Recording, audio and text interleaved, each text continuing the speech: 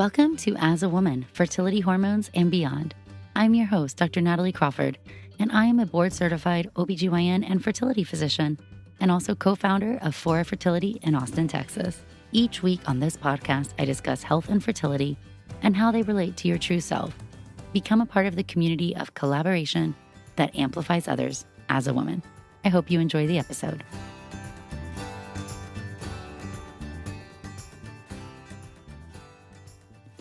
Hello, and welcome back to the As a Woman podcast. I'm your host, Dr. Natalie Crawford, and this is our special series where I'm answering your questions. I'm a board-certified OBGYN and REI, which means I'm a fertility doctor. Today, we're talking all about ovulation. So these are questions that you called and left on the As a Woman voicemail. We are answering your questions, and so if you have one, call and leave it and let us get to it. The voicemail number is 657-229-3672. Again, that is 657-229-3672. And this month, we are going through a series where I have grouped these questions together by topic so you can know what you're interested in. But I really like learning this way. And so in addition to our other episodes, we are going to be incorporating more and more of these. So 657-229-3672, best way to get your question answered. You also can leave a question on Instagram on Mondays. Every Monday at nataliecrawfordmd, there's a question box. You can put your question there, and I will answer the ones that we can. Sometimes I already have content about this, so it's simply directing you there. But did you know that you can go to the website, nataliecrawfordmd.com, and there is a resources tab. On the resources tab, you can type in ovulation, PCOS, endometriosis, IVF, whatever your question happens to be. And then when you're on the website, you'll be able to see all the podcasts, all the YouTube, all the blog posts, everything that exists around that topic. So please go and check that out if you are in a stage of your journey where you want more information. Also, this is a great time of year to become one of the course members. We have hundreds and hundreds of people in the courses. It's been such an inspiring thing for me because I am so passionate about education, and I love all these social platforms and I love YouTube and the podcast, but having a progressive way to learn things that build off each other and visual audio modules and a group where you can get your questions answered, absolutely the best. So also on the website, you can find out more information about the courses. And we have a newsletter. The newsletter is the easy peasy way to stay in touch. You'll find discount codes, recipes, my favorite things, fertility in the news, and answers to your questions. So again, nataliecrawfordmd.com/newsletter. And today we're just going to dive on into your ovulation questions. Hi, Natalie. My name's Anna. I really appreciate all the content that you put out to help those of us struggling with infertility. I did have a question about how you or your clinic determines when to trigger patients who are receiving medication to help them ovulate and then a trigger shot. The reason I ask is because me and some friends are going through infertility, but we go to different clinics, and what we've been told based on the number of follicles, the size of follicles, the thickness of our lining, it's all been different between clinics. So I was just wondering if there's some general rules that you use or if it's just very patient specific. Thank you so much again. Bye. I really love this question because it dives into some of the nuance that comes into ovulation. So to step back really quickly, if we just remind ourselves what is happening when we're ovulating, that's going to help us understand this entire idea behind the trigger shot. The short answer is it depends on the medication that you're taking and honestly the goal of this cycle. But if we remember real quickly, I like to think about inside the ovary as a vault where all your eggs are kept. At the start of the month, a group of eggs comes out of the vault and each egg grows inside a follicle. The brain sends out follicle-stimulating hormone, or FSH, and the brain sends out what it thinks is enough to get one egg to grow. And so FSH comes out, one egg starts to respond, that follicle enlarges and starts making estrogen. As it makes estrogen, the brain then says, hey, we have an egg growing, and the amount of FSH decreases. When that egg is at maturity, it's making a set amount of estradiol, the type of estrogen that the ovaries make. So when you're getting to 200 picograms per milliliter and it's constant or higher than that for 50 hours, the brain then knows that there is a mature egg, or it presumes there is one. Remember, my favorite analogy here is that the brain and the ovary are best friends, live in different states before FaceTime, and they talk on the phone. They can't actually see what's going on. They're just hearing the hormonal signal and making responses based on that.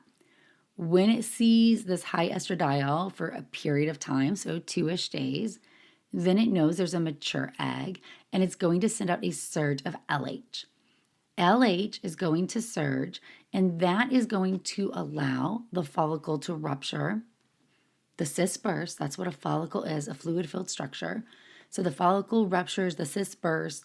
You can feel that. Remember, if you feel that pain of ovulation, you're feeling that cyst bursting, and that has a name. It's called Mittelschmerz, meaning in the middle, because it's in the middle of the cycle. But then what is happening is that corpus luteum is starting to form. So the egg is now on its pathway. The corpus luteum is going to form, and then you have LH pulses from the brain up and down and up and down. LH is not a continuous hormone, nor is FSH.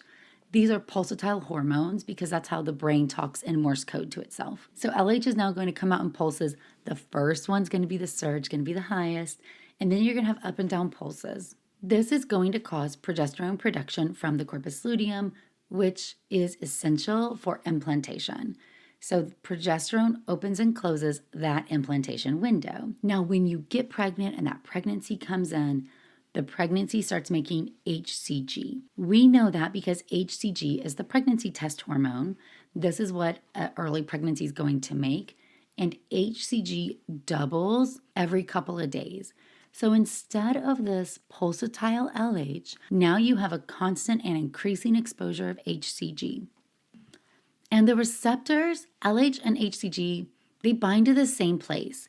They both stimulate progesterone production. And that's what the really big concept is here. So in one scenario, you have up and down of progesterone in the luteal phase, which is perfectly normal. Anywhere between 3 to 40 nanograms of progesterone can be fine. There's no set number for luteal phase deficiency or normalcy. But once you get pregnant, your progesterone should start to rise and be at a certain level, and that's because now you're getting a constant exposure. We also think that a low HCG is a way that a pregnancy that doesn't have the capacity to become a baby communicates with the body, because humans can only have so many pregnancies. So if you're not going to make it, that pregnancy's not going to make it.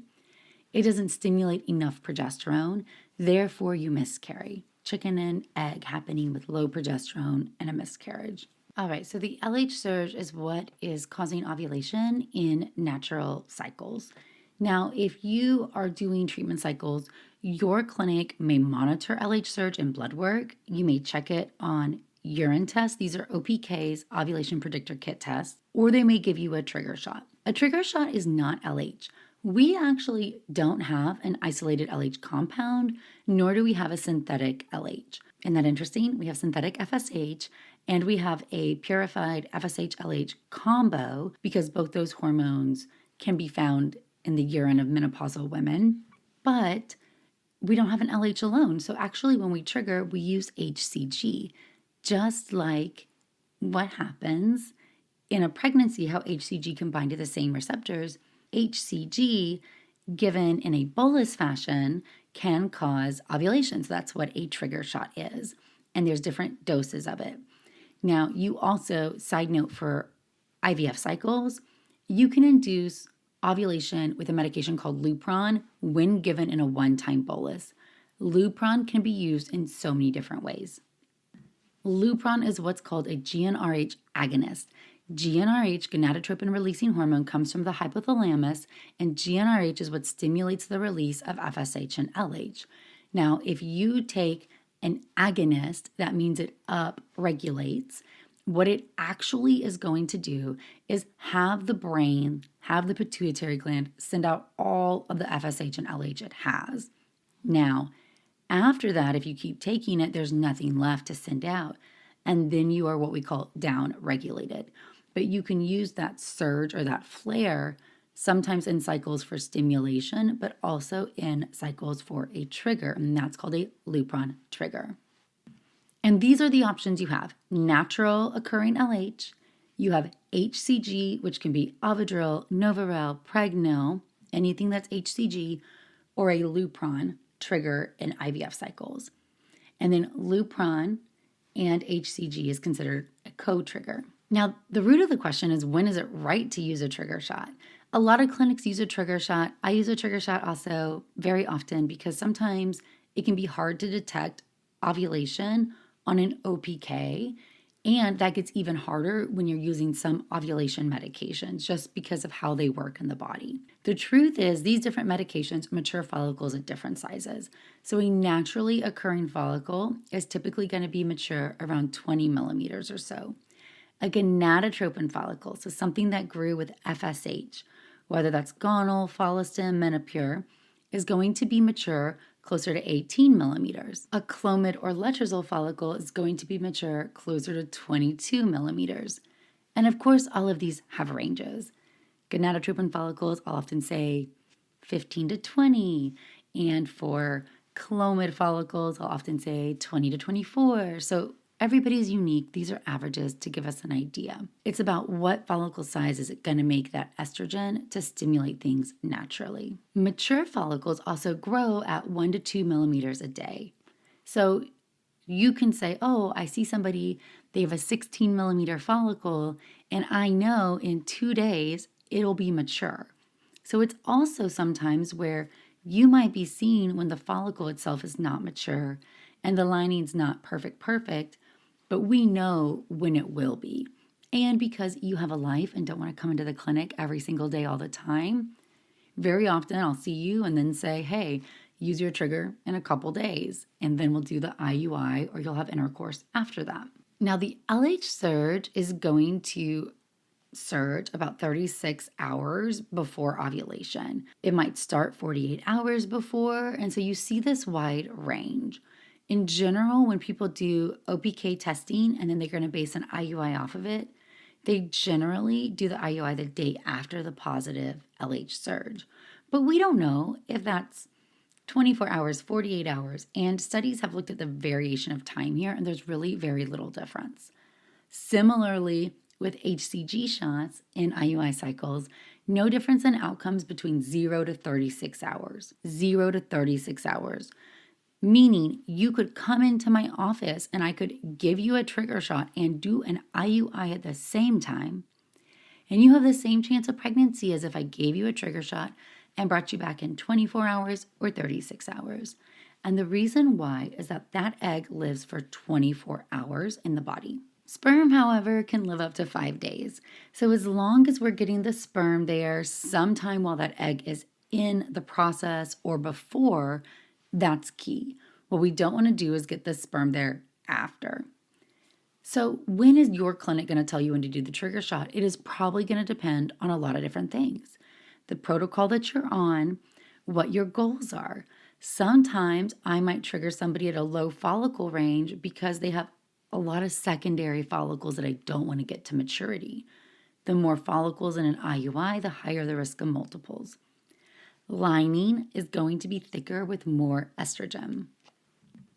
And so if I'm doing a cycle like a transfer and I'm trying to time things for a transfer, a modified natural transfer is totally different. I'm going to push things until I think I can get the lining the best because that's the goal. So I think the take home is that it sounds appropriate that you and your friends and everybody's experience is slightly different because you really do want a clinic that is monitoring what's going on and looking at the cycle type and accounting for that. And no, it's not wrong for a clinic to make some systematic choices based on what's safest or best, meaning I have a lot of procedures that day. I'm going to do the IUI the next day so it can be the only sperm in the lab, or I'm going to do it at this time so that this person can do it. When you have a range, and studies have shown that a range is all the same, allow your clinic the flexibility to make the best decision, even if that means cycle to cycle it's different. Last thing here, I'm always, always, always a fan of asking questions and advocating for yourself. What I'm not a fan is presuming your clinic's doing something wrong or they're trying to take something away from you. So just be mindful of that. Sometimes working in a fertility clinic, especially for our nurses, feels like a thankless job because it's so hard and there's so much stress. So coming in saying, you're not doing the right thing, why are you trying to do me wrong? I'm not saying anybody's saying that, but coming in with that approach versus saying, hey, could you quickly explain to me why the timing is 36 hours this time, where last time it was 12? I just want to understand the difference. Very appropriate. All right, let's hear from our next listener. Hi, Natalie. My name is Maggie, and I have a question for you about having intercourse when trying to conceive after you have ovulated. I believe you have done some research on this subject, and I'm wondering if you think there's any truth to it being possibly unsafe, especially in the setting of recurrent pregnancy loss, to have intercourse after conception and possibly around the time of implantation. Thanks so much for all the work you do. All right, so this is an interesting question and another example where studies have given us conflicting answers, and we have to think about the big picture and where do these things all put together. The concern with intercourse in the implantation window, so we'll just use that broadly as the luteal phase, is that potentially having intercourse will cause uterine contractions, and could that disrupt an implanting embryo? Now, prior studies have shown that we do know uterine activity or contractility increases with orgasm. And we know that uterine contractions in a study after IVF and transfer has been shown to have lowering pregnancy rates. But what does this all really mean? So we'll just go through it real quick. In 2014, there was a study of about 500-ish women and 1,300 cycles showing that intercourse in the implantation window in natural cycles negatively impacted fertility, meaning people who had sex 2 or more times in the implantation window, defined as post-ovulation day 5 to 9, had lower pregnancy rates than people who did not. And the more acts they had, the lower the rates, looking like there was a causation or at least a linear trend. That said, it wasn't the biggest study, and when analyzed with cycles that we knew there were ovulation confirmed, there was not a statistically significant trend. But that led to the limit intercourse and the luteal phase recommendation. There was then a 2020 study which looked at over 600 women and 2,600 cycles and showed that when there was intercourse during the fertile window, and then looked at peri-implantation intercourse days 5 to 9. So they're trying to identify cycles where you could have gotten pregnant and then also had implantation intercourse. There was no difference in pregnancy rates if you had implantation intercourse or not. And a big limitation here was that 61% of people did not have implantation intercourse, probably because of the prior study and recommendations. So the overall number of people who had peri-implantation or luteal phase intercourse was low. So this is difficult, especially in natural cycles. My general recommendation here is that it probably doesn't matter, right? That's what these studies are probably telling us. Intercourse in the peri-implantation window is likely not going to make a difference, but there's probably some small subset of people that it will. So there was a study, and this is different population because the two prior are just looking at natural conception and ovulation cycles. But when people had intercourse the night before an embryo transfer, and there's some idea and some thought that potentially having intercourse is stimulating the body, getting it ready for implantation. This study came out in 2023. It's a randomized trial, but small, about 200 people. And they had intercourse barrier protected the night before the embryo transfer. Group that had intercourse had increased pregnancy rates versus the other group. Miscarriage rate was about the same, however. And their hypothesis was that potentially intercourse improves blood flow and that helps the uterus be ready to accept an embryo, or perhaps intercourse decreased stress or made the couple feel more connected. And again, very, very small. Now, it's important because it was barrier protected. We didn't want to throw in, natural conception, if this was a modified natural cycle or infection or other factors. So if your clinic is telling you to avoid intercourse, we still are. Please do that. This is very, very small. But I think when I put all of this together, especially in natural cycles, luteal phase intercourse probably does not make any difference. There may be a small subset of people, especially if you're having recurrent pregnancy loss or you have a lot of luteal spotting, that I might say, hey, this is not the right thing for you. And in my fertility patients, I don't recommend it when we're doing transfer cycles. So I think just thinking about where you are, understanding that the literature is really mixed on this one. But the cumulative approach is that probably not a significant difference either way. Hi, Dr. Crawford. My name is Bhargavi, and I had a question on low progesterone / shorter luteal phase. This question popped into my mind after I listened to your episode on low progesterone, and you kind of explained that a short luteal phase isn't necessarily caused by low progesterone, but more so indicative of something else going on, specifically with your ovulation. So my question is, if you know or you suspect you have shorter luteal phases, which can lead to an increased risk for miscarriage or implantation not even occurring, do you think it's worthwhile to still try to conceive naturally if you know you have a shorter luteal phase? Or would it be best to wait to get in to see a doctor? And I think more specifically, would it be irresponsible to try to conceive if you know you have shorter luteal phases? Thanks.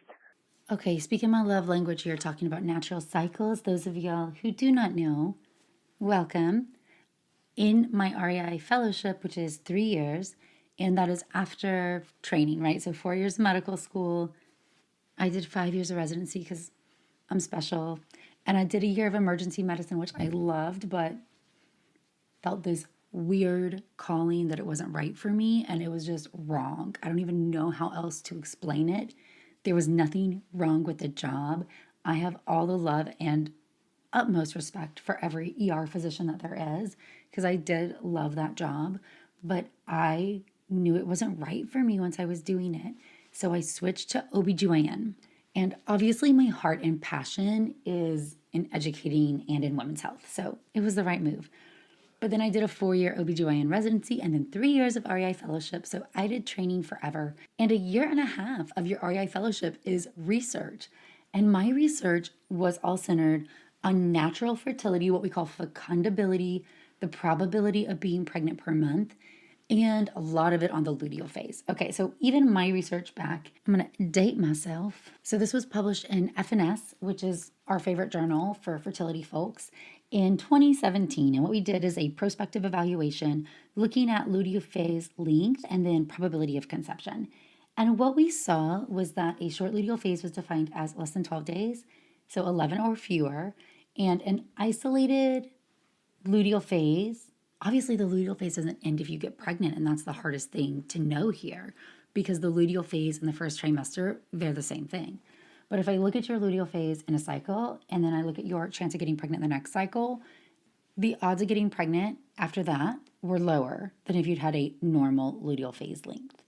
And if you had a short luteal phase in your first observed cycle, and then we looked at you for the longevity of the study, which this was just time to conceive, a natural fecundability study where you just watched people and they tracked their cycles. They had lower fertility rates in 6 months, so it took them longer to get pregnant. But by 12 months, everybody was the same regardless of that short luteal phase, meaning no higher incidence of infertility, but potentially some subfertility, meaning it took you longer or a slightly lower chance after that short phase. Limiting factors in our own studies that most people got pregnant. So you couldn't follow repeated short luteal phases very well at all. There was another study that came out looking at short luteal phase and trying to see if that impacted miscarriage rates. And this study showed no association between short luteal phase and miscarriage, and they even did follow if you had a short luteal phase for 3 cycles looking. So I think one, we just have to admit that having luteal phase issues has not been proven to cause infertility or miscarriage. Doesn't mean it's not important. And so people will say, oh, luteal phase defect doesn't cause infertility. You don't need to worry about it. Your period's a vital sign. If something's off, something's off. And it definitely can progress worse. And if it causes subfertility or takes you longer, that's still important to me. This is you getting pregnant, and trying to help you get pregnant and grow your family is very, very important. So I would not restrain from trying to get pregnant if I noticed my luteal phase being shorter. I would definitely still try. Now, to your point, it also has been shown to be the first stage on this ovulation dysfunction spectrum, and it can be associated with prolactin issues or thyroid issues. It can even be associated with having low ovarian reserve. So if you're not ovulating well, potentially this could be an actual endocrine problem that needs intervention or a sign for future evaluation. I would get a workup, so I would schedule an appointment so that I can get things tested, make sure we don't have anything hormonal or endocrine going on. If you're having spotting in the luteal phase in addition to a short cycle, most people define a short cycle as 11 or fewer days. Then definitely something to bring up. Might consider ovulation induction medications. That's my favorite, like Clomid or Letrozole. Some people will just give progesterone. I think that's fine too, although I prefer to get to the root of the problem. So ultimately, I wouldn't let it prevent me from trying to conceive, but I would have it propel me to go in and get an evaluation sooner to see if anything else is going on. And specifically, I would want a thyroid, a prolactin, and an AMH, kind of my minimum. And then if you're having spotting also, an anatomical evaluation, make sure there's not a polyp or a fibroid or something else. Hi, Natalie. I was diagnosed with PCOS about 15 years ago by a specialist after ultrasound and blood work. I was in about 5 years ago for an ultrasound, and the sonographer said he couldn't see any cysts, so I couldn't have PCOS. So my question is, can PCOS go away? Thanks so much. PCOS, polycystic ovarian syndrome, is in its basis an ovulation issue. It's an ovarian dysfunction that often results in impaired ovulation, but not always. And remember that the diagnostic criteria right now for PCOS is 2 out of the 3, and these are considered Rotterdam criteria. 1, irregular absent cycles. 2, clinical or lab evidence of high androgens, such as testosterone, DHEAS, things like acne or hair growth or hair loss, and then an ultrasound appearance of numerous follicles.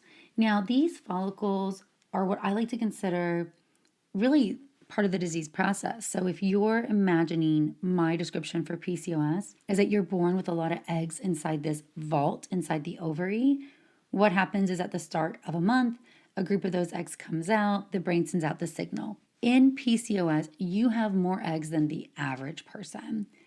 Likely this is due to genetic or environmental exposure when you're a baby in your mother's womb. Remember that from 20 weeks gestation till when you're born, you lose about half your eggs.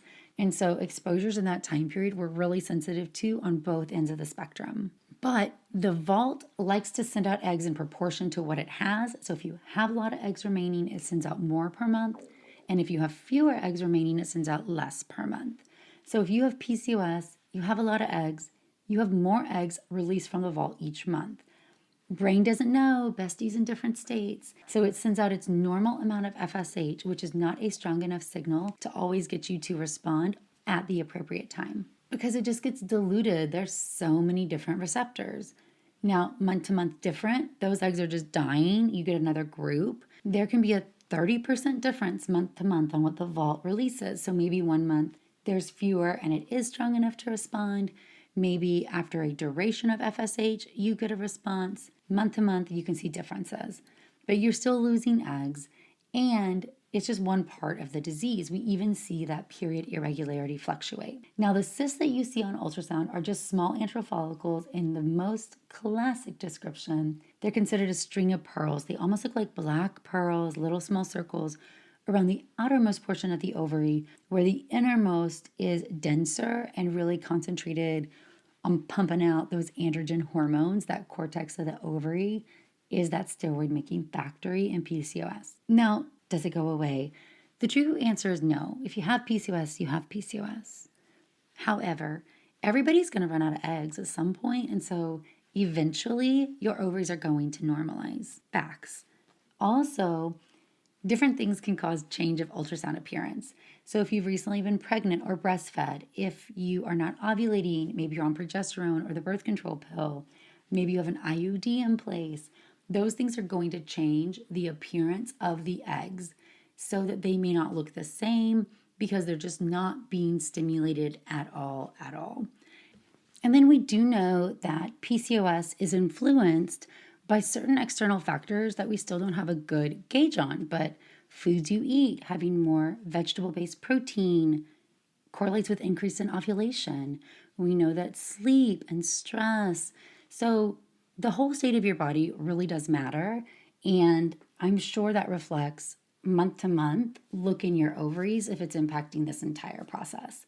So I would say I wouldn't think that your whole PCOS is gone based on just what one ultrasonographer said. Maybe go ahead and schedule a visit with an OBGYN and have them dive into this a little bit more for you, especially if you're trying to get pregnant or want to be pregnant. Hi, Dr. Crawford. I adore your podcast and all you do for your listeners. There's some incredible information that I've learned, so thank you for empowering us. A bit of a background on me. I have a thinner endometrium with late ovulation, ovulating regularly every month though, and a short luteal phase. So progesterone has lengthened the luteal phase to a normal 14 days, but ovulation remains very late, often greater than day 24. I'm wondering if you could speak about this. Is there a correlation to egg quality? Is there a reason that ovulation can occur late regularly, or any tips on how to correct this? Thank you for all you do. Bye. All right. Well, just on this, kind of wrapping up all the other things we've thought about with ovulation, one thing is I am concerned with the late ovulation that this is a little bit of PCOS, especially with the thin endometrium. Having a baseline higher testosterone can actually contribute to having a thinner lining. I'd also be concerned that there could be some high prolactin would be another thing. As prolactin gets progressively higher, we see it go from a short luteal phase to lengthening and later ovulation to irregular cycles to amenorrhea. Prolactin can also contribute to having a thin lining as well, mostly because it's decreasing FSH being stimulated, and therefore you're not getting as long of estrogen duration. So highly recommend that you've been evaluated for PCOS and then for other hormonal issues like thyroid and prolactin. Also, progesterone on the back end is not my fix for this. I would really want to see if you tried ovulation induction medication, if you could normalize your ovulation. Ultimately, a good reminder for everybody, if you are ovulating, you can get pregnant, but we're just trying to optimize it or help you get pregnant faster, and that's what some of this nuance is. All right, friends, well, I hope you loved this episode all about answering your fertility questions. If you'd love to call and leave your own voicemail, feel free, 657-229-3672. Again, that is 657-229-3672. Leave a voicemail. We'll get to your question.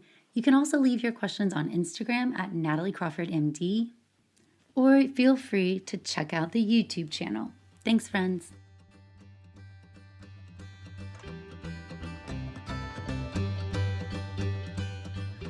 Thank you all for listening to As a Woman.